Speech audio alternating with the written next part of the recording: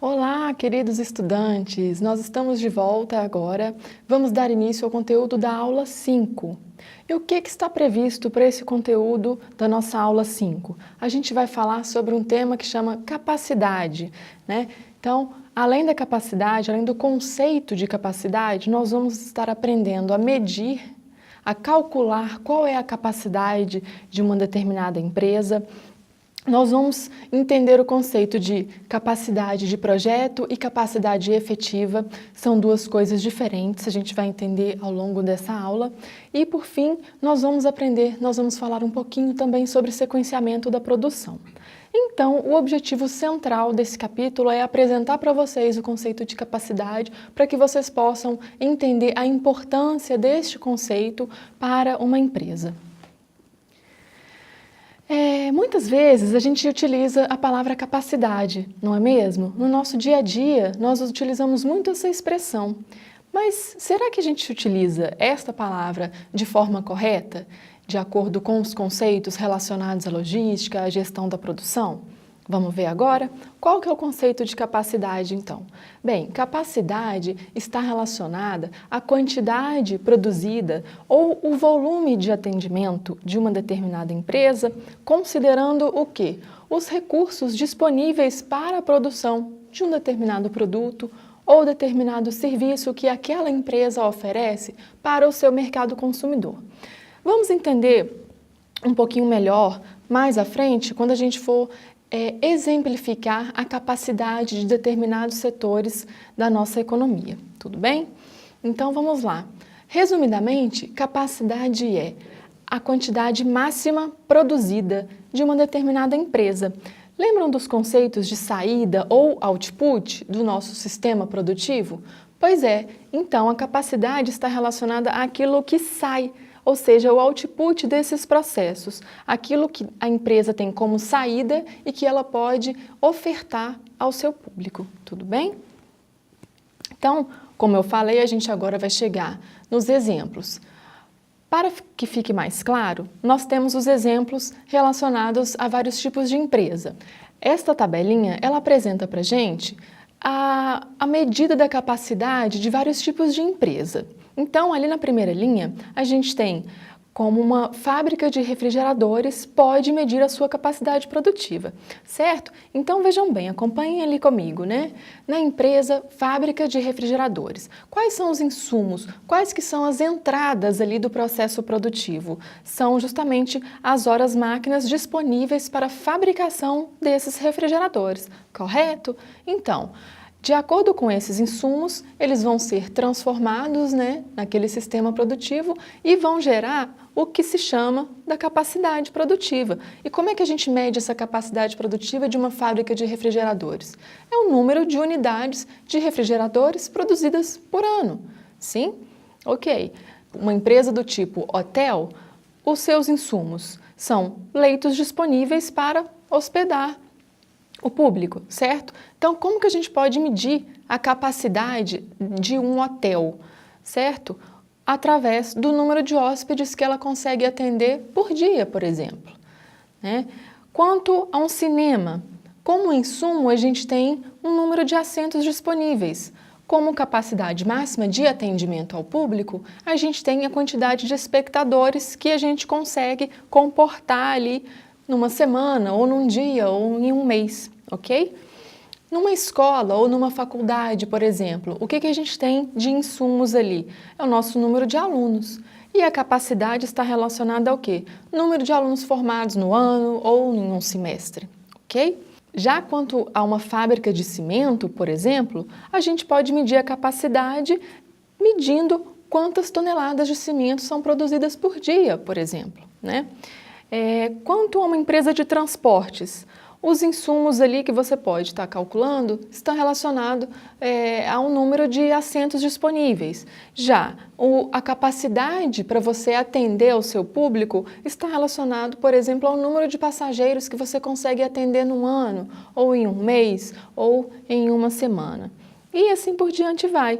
A gente pode também ter esse estudo da capacidade, a gente pode medir essa capacidade em qualquer tipo de empresa, tudo bem? Assim como essas duas aí que restaram, usina hidroelétrica e uma loja de varejo, por exemplo. Então, esse quadrinho aqui ele exemplifica bem o que a gente entende por capacidade, tudo bem? Outro exemplo real que a gente traz aqui para vocês está relacionado a uma fábrica, né? Fábrica de canetas. Ela tem uma capacidade máxima de produzir 10 canetas por minuto, certo? Então, deu para a gente entender, a partir do exemplo daquela tabelinha anterior, a gente consegue entender o quê? Que tipo de empresa é essa? Uma fabricante de canetas, tá? Qual que é a medida da capacidade que a gente está tratando esse exemplo aqui? Quantas canetas essa empresa produz por minuto, certo? Então, neste exemplo aqui, foi dado para a gente que essa empresa ela produz 10 canetas por minuto. Se a gente quiser calcular qual que é a capacidade por hora, a gente simplesmente vai multiplicar esse valor por 60, certo? Então, essa capacidade de 10 canetas por minuto, a gente também pode multiplicar por 60 para a gente descobrir a capacidade por hora. Então, a capacidade por hora é 600 canetas produzidas em uma hora, tudo bem? Então, do mesmo jeito, pessoal, a gente pode trabalhar com duas máquinas fazendo o mesmo tipo de produção, tá? Então, se a gente tem uma máquina que produz essas 600 canetas por hora, o que a gente vai ter? Se a gente tiver uma máquina adicional trabalhando exatamente com o mesmo ritmo de produção, a gente vai ter o quê? 1.200 canetas produzidas por hora. É exatamente o dobro, ok? Outra peculiaridade, né, desse cálculo da capacidade é que a gente pode ter, dentro de um mesmo sistema produtivo, um processo que é considerado um gargalo, ou seja, é um processo que não consegue ter a mesma capacidade produtiva dos demais. Essa figurinha aí apresenta bem essa situação. Vejam bem, a gente tem todos os processos ali, exceto o C, com a mesma capacidade. Todos eles, o processo A, o B, o D e o E, eles têm a capacidade de 10 unidades por hora, ou seja, eles produzem um determinado produto nessa capacidade, 10 unidades por hora. Já o processo C é o único que tem uma capacidade diferenciada, ele tem uma capacidade menor. Então, ele é considerado o gargalo desse processo, tudo bem? Então, pessoal, vistos esses conceitos, por que é importante a gente aprender a calcular a capacidade produtiva de uma determinada empresa? Vejam bem, a capacidade produtiva, ela tem que estar atrelada ao setor de vendas da minha empresa, ao processo relacionado a vendas, ao marketing, né? Por quê? Esse estudo da capacidade, ele precisa de informações importantes que quem vai dar para ele é o setor de vendas. São as informações oriundas do setor de vendas que vão auxiliar a empresa a determinar sua capacidade, tudo bem? E é claro, pessoal, é importante a gente falar que a capacidade de uma empresa, ela vai determinar, sim, os custos de uma empresa, os custos operacionais, certo? Dito isto, a gente vai aprender a medir a capacidade de uma empresa. Vamos lá. Outro exemplo que a gente traz aqui para vocês, para a gente poder calcular essa capacidade produtiva, é o seguinte, vejam bem.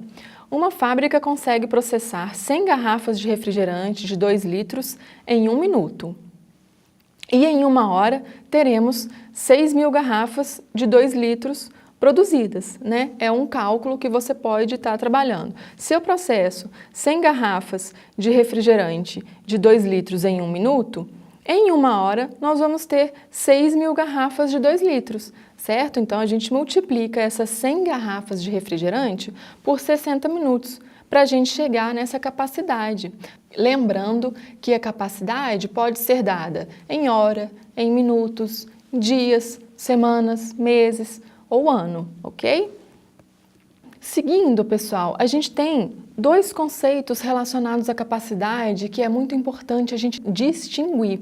O primeiro está relacionado à capacidade do projeto e o segundo conceito está relacionado à capacidade efetiva.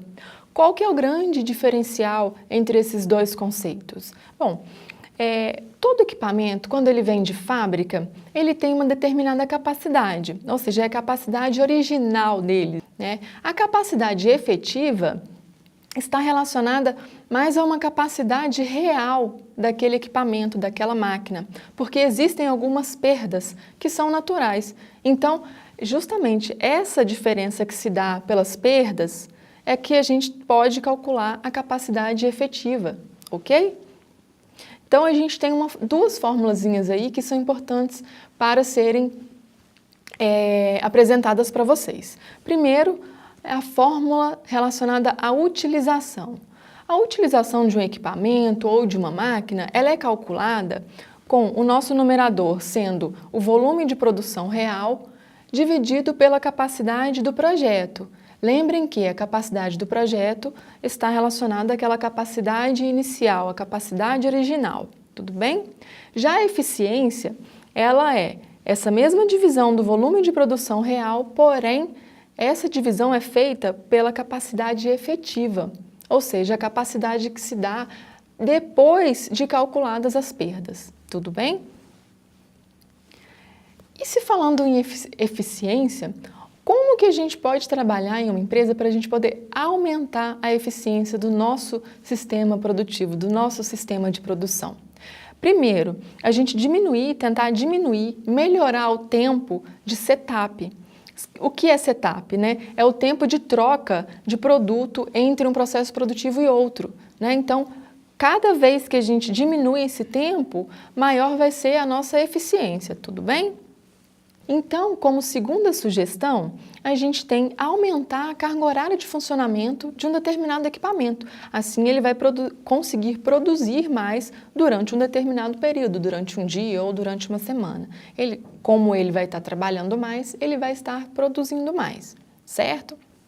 Uma terceira sugestão é trabalhar a questão dos nossos recursos humanos, da nossa gestão de pessoas, né? É promover a motivação dos colaboradores, dos funcionários, para que eles possam colaborar mais no sentido de aumentar a produtividade. Por fim, duas estratégias que são muito utilizadas pelas empresas são a terceirização e a subcontratação. Sabem a diferença entre um e outro? Vamos ver agora. Bem, a terceirização, ela está relacionada à contratação de uma outra empresa quando empresa, eu não tenho capacidade de produzir uma determinada linha de produtos. Por exemplo, uma empresa farmacêutica, né, um caso hipotético aqui, ela terceiriza uma outra empresa que tem toda uma estrutura, um aparato que proporciona a essa empresa a conseguir fazer uma determinada linha de produtos. E empresa, não tenho essa capacidade, né? Seja por uma estrutura física, uma estrutura legal. Então, a empresa terceiriza uma outra para trabalhar somente nessa produção desse produto específico, tá? Algo que a empresa não consegue fazer. Já a subcontratação é quando a empresa contrata, por exemplo, por um determinado período de tempo Natal, onde a gente sabe que as vendas de produtos aumentam muito, né? Naquele período de tempo, a empresa ela aumenta o seu quadro de vendedores justamente naquele período para poder atender toda a sua clientela. Tudo bem? Essa é a diferença entre terceirização e subcontratação.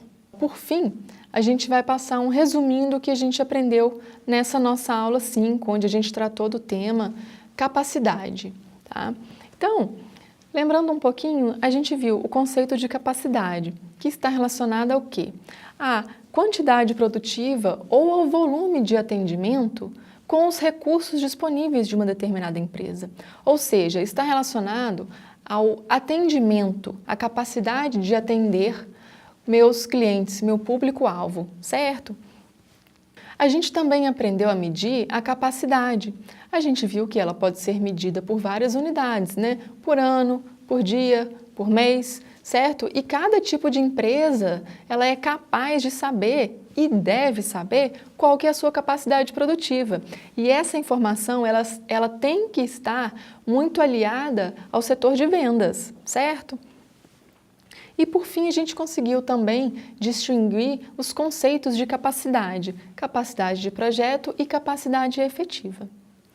Bem, nesta aula a gente finaliza o conteúdo aqui e vejo vocês em breve na nossa aula 6.